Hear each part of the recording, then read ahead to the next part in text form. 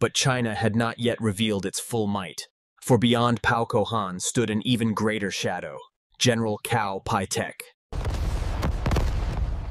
But China had not yet revealed its full might, for beyond Pao Kohan stood an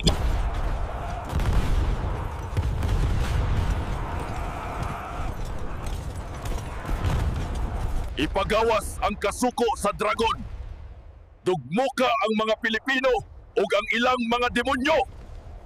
Ipagawas ang kasuko sa dragon. Dugmuka ang mga Pilipino ug ang ilang mga demonyo.